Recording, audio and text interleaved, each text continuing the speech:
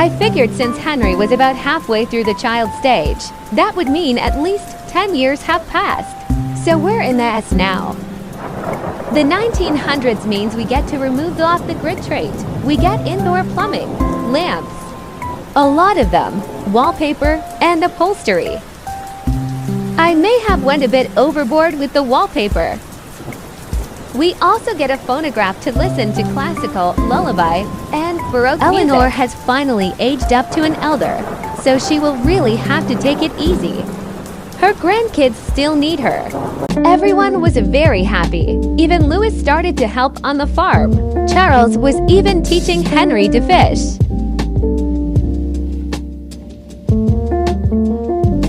Alice basically took over the mother role in Lillian's life, and she loved her like her own daughter. She really is a great mom. Eleanor spends most of her time in the fields taking care of the farm animals and teaching little Lillian manners. Lillian loves the chickens, and they love her just as much.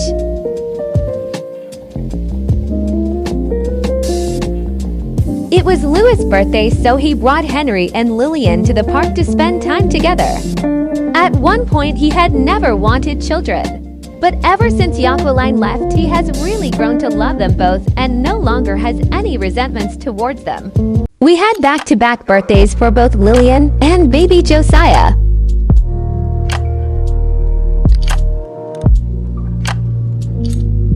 Lillian is so beautiful. I can definitely see some Jacqueline peeking through, but the Dabney genetics are strong. Josiah looks like a mini Charles, and I love him.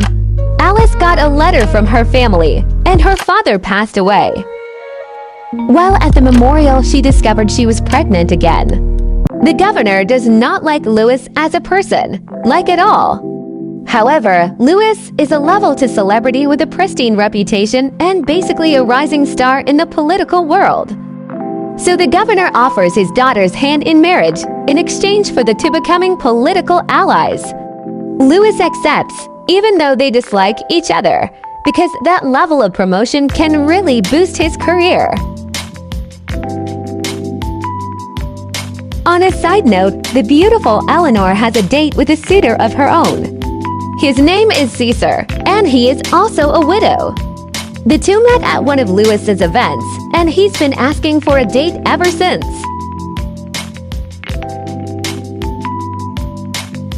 Eleanor never saw herself dating someone new, but she really enjoyed herself, and it was nice to have someone strive for her attention again. It's finally winter, so here's a derpy snowman Lillian and Henry made together. He's cute. Look at him go. Short part, because this was not supposed to happen. Louis held a dinner party for his family to meet the governor's family, and so they could announce their engagement. It clearly did not go well. Eleanor lived a long life, longer than most people lived in those times, but she will still be missed deeply. Louis tried his best to save her, but the Reaper decided it was simply her time to go. Rip to an icon. Christmas in the Dabney household was bittersweet without Eleanor. Alice was stuck getting the food prepared and decorating all on her own, all while heavily pregnant. I figured the ground would be too cold to bury her, so we set up her urn, so the family could still celebrate with her.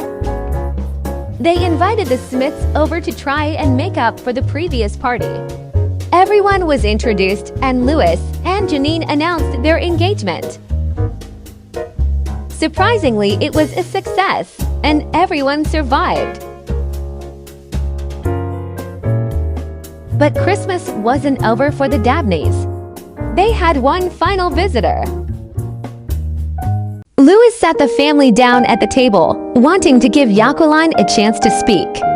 Even though she had broke his heart, she was still the mother of his children, and he wanted them to know her. Jacqueline had always been very charming, so everyone loved all of the stories she told about her time away. She brought the children small toys for Christmas and even brought Alice a book on knitting from school.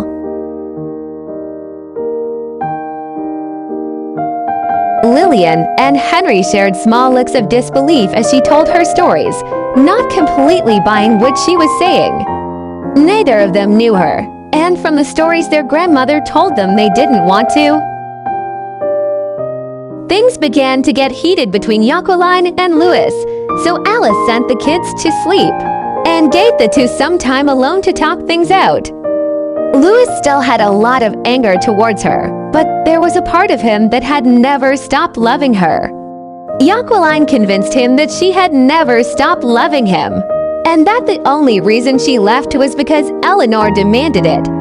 She told him she still loved him and always would, and begged him not to marry Janine. She wanted to put their family back together.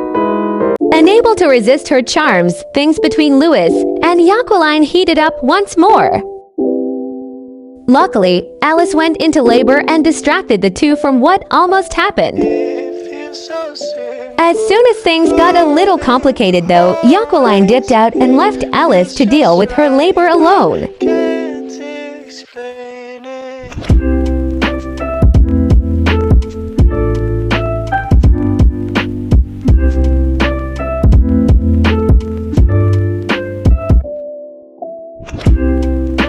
Welcome to our newest edition, Harris and George Dabney.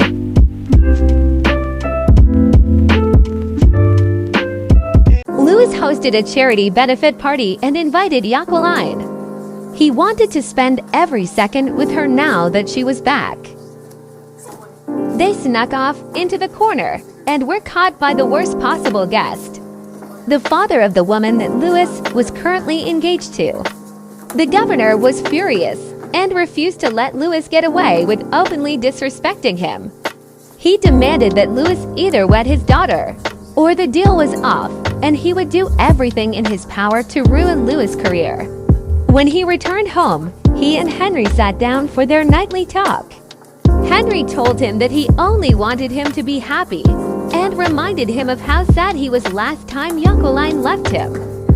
During their chat, Eleanor's ghost appeared, and she was very sad.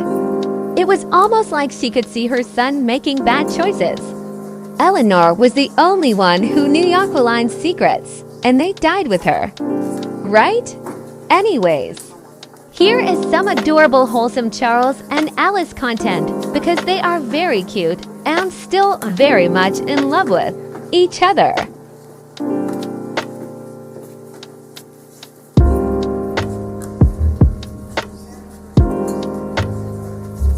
Louis chose Jacqueline and severed his ties with the governor's campaign and called off his engagement.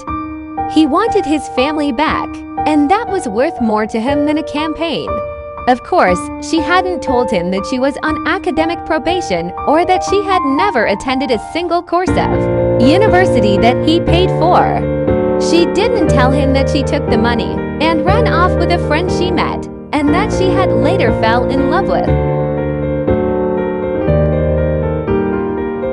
And when the family gathered around the table to celebrate Jacqueline's birthday, she didn't mention that she had ulterior motives.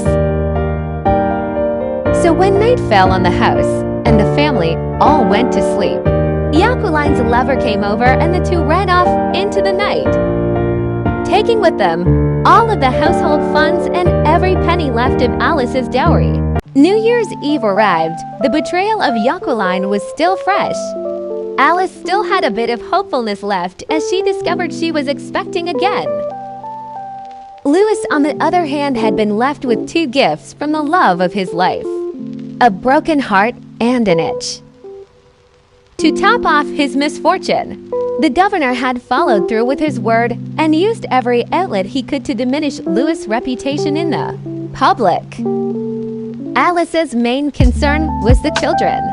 So to cheer them up and celebrate the holiday, and also Henry's birthday, she took the children out to play in the snow, while the men argued about the financials inside.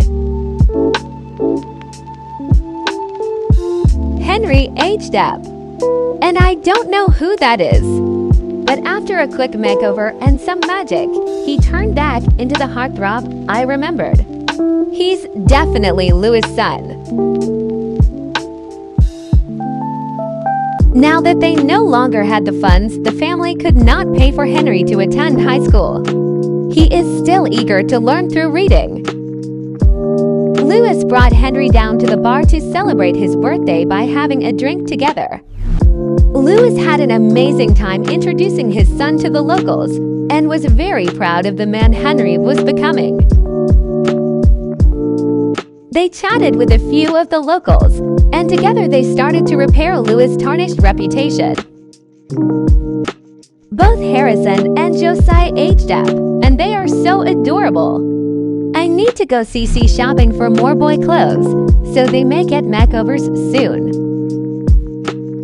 Lillian has discovered a love for music, specifically the violin. Josiah is rambunctious, but very smart. Alice is having a smooth pregnancy, and with Lillian around to help with chores, she can spend time teaching Harrison. After school, Henry walked the kids over to the park.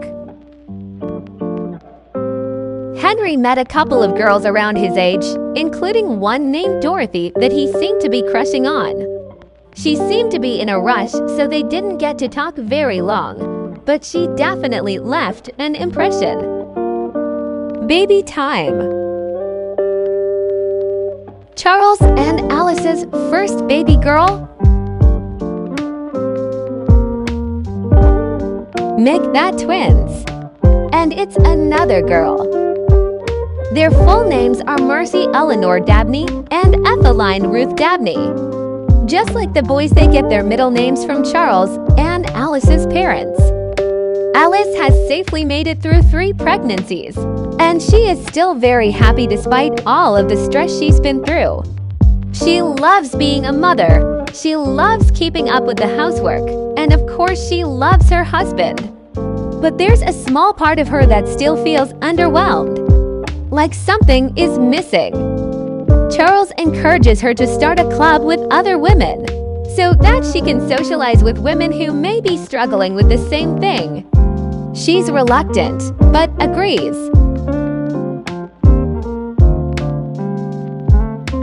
Louis took Lily out on a date and determined he wanted to stay friends. Their spark just wasn't there, and he was still longing for that fiery spark he had only felt with one other person. When he returned home, he had a surprise waiting for him in the form of a small and angry package. Alice explained that the boy had been dropped on the porch with a basket and a note. It wrote, "Louis, he's yours. I can't. I'm sorry. Love always, Jacqueline." Just like the other children, Alice took to him straight away. It would be hard to raise all 7 children on her own, but he was family now. Louis did not feel the same. He saw Isaiah as yet another burden that he couldn't afford.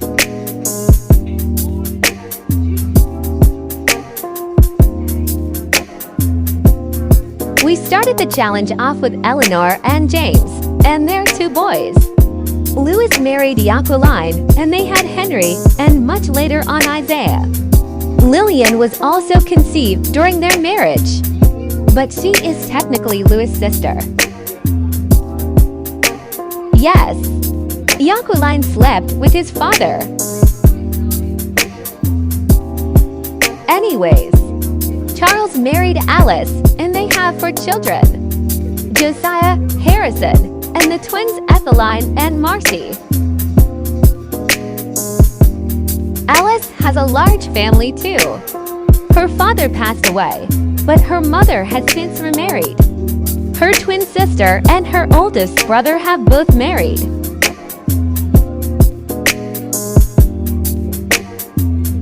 Her older brother has 1 daughter and a baby on the way.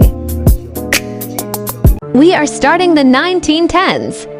The only build-up dates of 1910s are that we get access to painted walls and drywall. I updated a couple rooms to show that, but mostly everything stayed the same. The biggest change in this decade is the war. Even though the war doesn't start to mid to late S, we are getting started right away because it's The Sims and time moves too quick. To determine who gets drafted, I will spin the wheel daily until we no longer have any men of age to be drafted. First up is Charles. He said goodbye to his wife and children, and then was sent off. In the most devastating turn of events, just shortly after Charles left, Alice was diagnosed with a fatal illness. She will receive surgery, but with only a 20% chance of success.